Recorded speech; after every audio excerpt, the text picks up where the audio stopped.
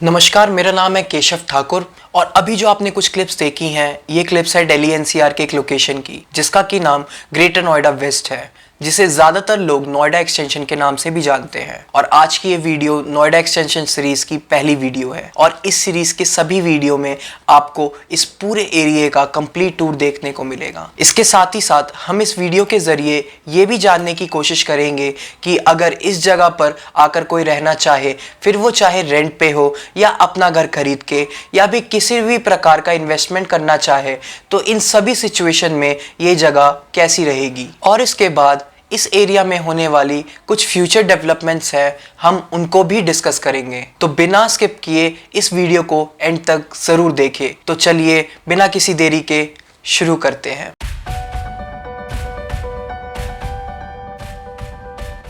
तो इस वक्त है मेरे साथ रजनीश जी और इस एरिया की जितनी भी जानकारी है आपको इन्हीं के ज़रिए मिलेगी। ओके सर, तो फिर बताइए इस एरिया के बारे में कुछ। Thank you Keshav.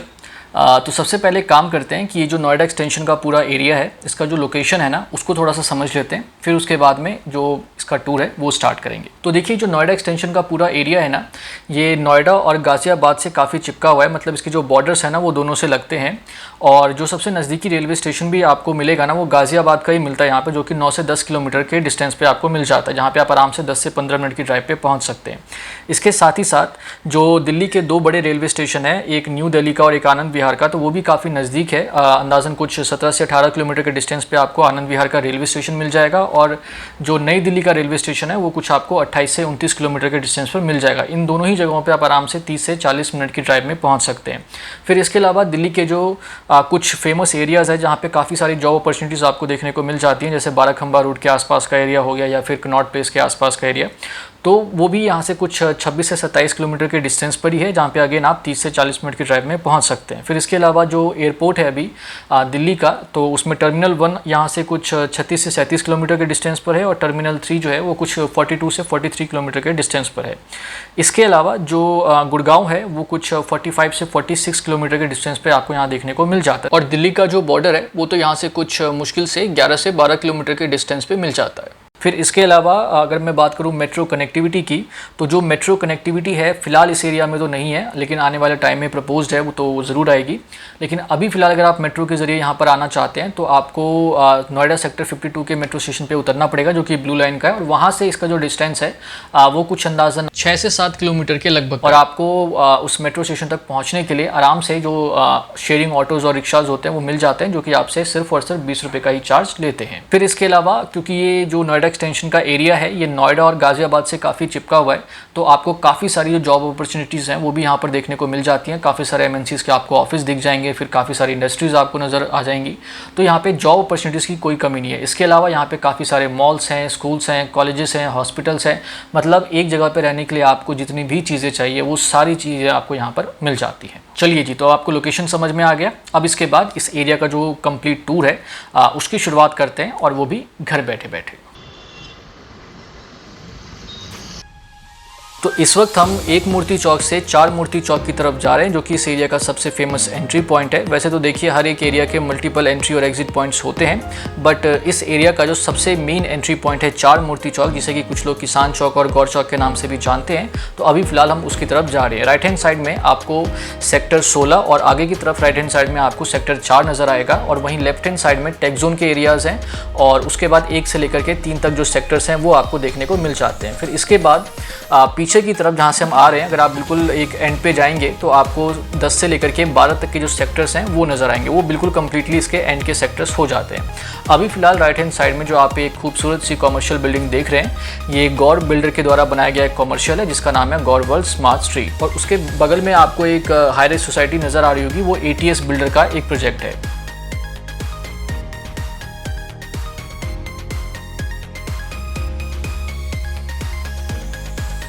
चलिए जी, तो अब सबसे पहले ना ज़रा बात करेंगे इस एरिया की जो सबसे बड़ी USP है उसके बारे में।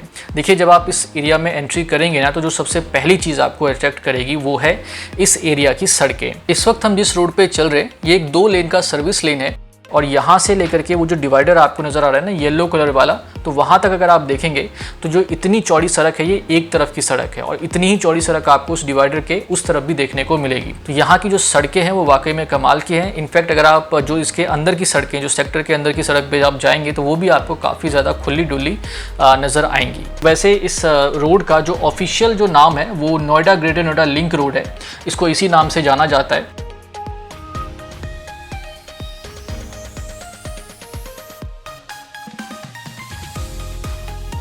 और यहाँ पे चौड़ी चौड़ी सड़कें होने के साथ साथ एक भी आपको रेड लाइट नज़र नहीं आएगा। जी हाँ, ये जो पूरा एरिया है ये कम्प्लीटली एक रेड लाइट फ्री एरिया है। हालांकि इस पूरे एरिया में कोई रेड लाइट नहीं है और सड़कें भी काफ़ी चौड़ी चौड़ी हैं, लेकिन इन सब चीज़ों के बावजूद भी यहाँ पे सुबह शाम जब ऑफिस आने जाने का समय होता है ना, तो काफ़ी ज़्यादा भयानक जाम लगता है।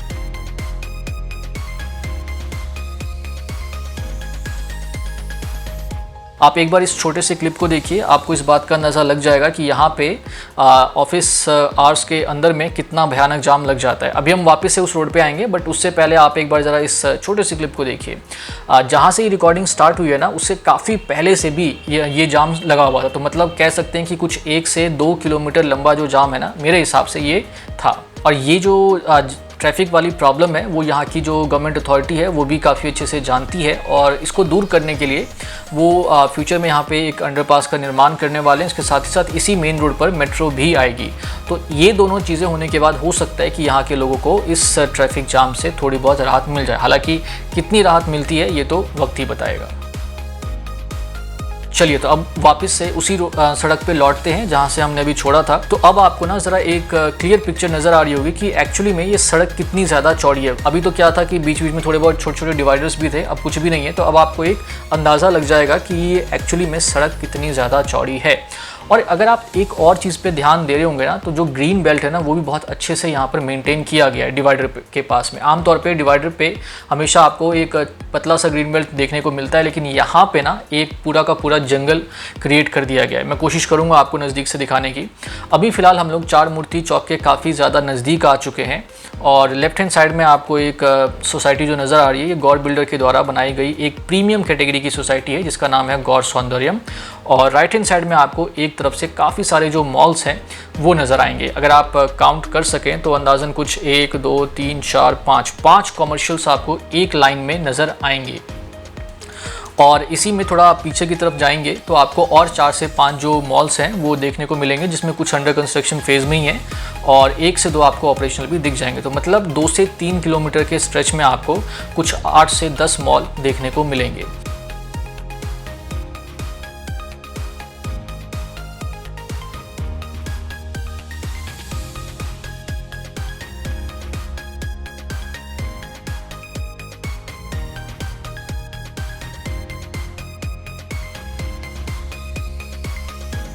अब इस वक्त ये जो लेफ्ट हैंड साइड में आपको गौर बिल्डर की जो सोसाइटी नज़र आ रही है, गौर सौंदर्यम, ये एक प्रीमियम कैटेगरी की सोसाइटी है बिकॉज इसकी जो लोकेशन है ना वो बहुत प्राइम है, क्योंकि ये बिल्कुल ही इस एरिया के स्टार्टिंग पे पड़ जाता है और काफ़ी खुली डुली सोसाइटी है। सड़कें आपको काफ़ी खुली डुली नज़र आएंगी। ग्रीन बेल्ट भी यहाँ पे काफ़ी एक अच्छा खासा मेंटेन किया गया है एक, और साथ ही साथ आपको अथॉरिटी का पार्क वगैरह मतलब बहुत कुछ आपको मिल जाता है।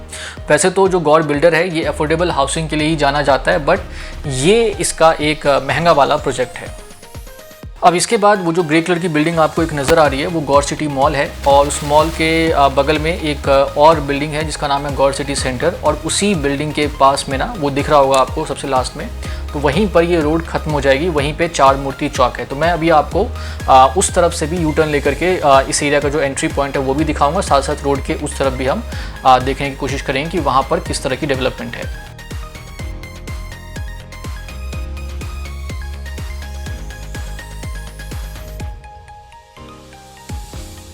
अब इसके बाद इस एरिया का आप एक नाइट व्यू देखिए। सामने आपको गौर सिटी मॉल नज़र आ रहा है और काफ़ी सारे जो कमर्शियल्स अभी आप देख रहे थे उन सब का रात का जो नज़ारा है वो अभी आप देखेंगे। इस वक्त हम ये वीडियो शूट कर रहे हैं इसके सामने में एक अथॉरिटी का पार्क है वहाँ से, और यहाँ पे मैं आपको बताना चाहूँगा कि अभी रात के ना कुछ 8 साढ़े 8 बजे का टाइम हो रहा है और मुझे यहाँ पे काफ़ी अच्छा खासा क्राउड जो है वो नज़र आया। आमतौर पे पहले जो एक धारणा थी इस एरिया के बारे में कि काफ़ी सुनसान सा एरिया है, काफ़ी क्राइम होता है, बट ऐसा मुझे कुछ खास नज़र नहीं आया। और इसके लिए जो सबसे बड़ा क्रेडिट दिया जाना चाहिए ना, वो दिया जाना चाहिए योगी गवर्नमेंट को। आज से 6-7 साल पहले अगर आप इस एरिया में आते तो आपको लिटरली आपको काफ़ी अनसेफ फील होता। इस एरिया की जो रेपुटेशन थी वो काफ़ी ज़्यादा ख़राब थी और इसीलिए यहाँ के जो प्रॉपर्टी के प्राइसेस थे वो भी नहीं बढ़ रहे थे। लेकिन योगी गवर्नमेंट के आने के बाद लॉ एंड ऑर्डर सिचुएशन में काफ़ी ज़्यादा जो है इम्प्रूवमेंट देखने को मिला है और उसके बाद से ही ना यहाँ पे प्रॉपर्टी के प्राइसेस में ना अचानक से काफ़ी जो उछाल है वो देखने को मिला है।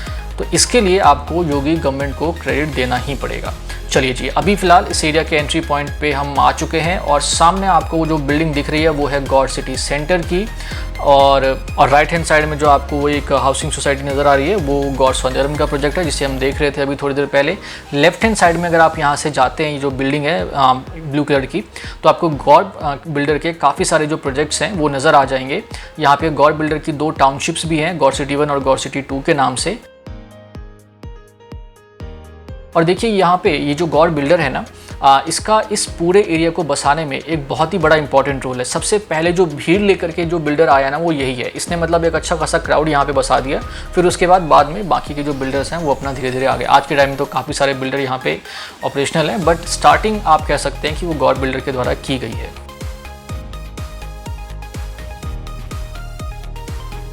चलिए, तो अभी आप यही जो बिल्डिंग्स थी वो आप रोड के उस तरफ से देख रहे थे, अब आप रोड के इस तरफ से देख रहे हैं और सड़कें जो हैं वो आपको काफ़ी चौड़ी इस तरफ भी नज़र आएंगी। यहाँ पे जिस रोड पे हम चल रहे हैं ये भी अंदाज़न कुछ 3 से 4 लेन की है। बगल में आपको फिर से एक रोड देखने को मिलेगा और फिर उसके बाद आपको सर्विस लेन जो है वो देखने को मिलता है। इसके साथ ही साथ अगर आप ग्रीन बेल्ट पे भी नज़र दौड़ाएं थोड़ा सा, ये जो येलो कलर का जो डिवाइडर है, तो इन्होंने ग्रीन बेल्ट भी बहुत अच्छा मेंटेन किया हुआ है। आमतौर पे आपको इतना चौड़ा ग्रीन बेल्ट कहीं पर भी देखने को नहीं मिलेगा। इन्होंने एक छोटा सा जंगल क्रिएट करके रखा हुआ है। आने वाली जो वीडियोज़ है ना उसमें मैं आपको दिखाने की कोशिश करूँगा कि इन्होंने किस लेवल का जो ग्रीन बेल्ट है वो मेनटेन करके रखा हुआ है।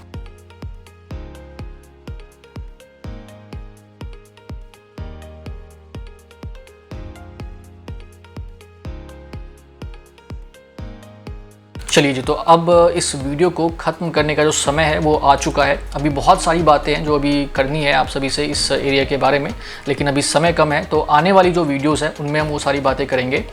तो देखिए, ये जो एरिया है यहाँ पे आप देख ही रहे होंगे कि अच्छा खासा इंफ्रास्ट्रक्चर डेवलप हो चुका है, अच्छा खासा क्राउड आ चुका है। इसके साथ ही साथ जो रेट्स है यहाँ पे जो घरों के वो भी काफ़ी ज़्यादा सस्ते हैं। मतलब ये जो पूरा एरिया है ना ये अफोर्डेबल हाउसिंग की वजह से ही फेमस है। तो रेट्स वगैरह हम अगली वीडियो में डिस्कस करेंगे। तो कहने का मतलब ये है कि आपको सस्ते मकान यहाँ पर मिल जाते हैं। इसके साथ ही साथ जो भी चीज़ें आपको एक एरिया में रहने के लिए चाहिए वो सारी चीज़ें यहाँ पर उपलब्ध हैं।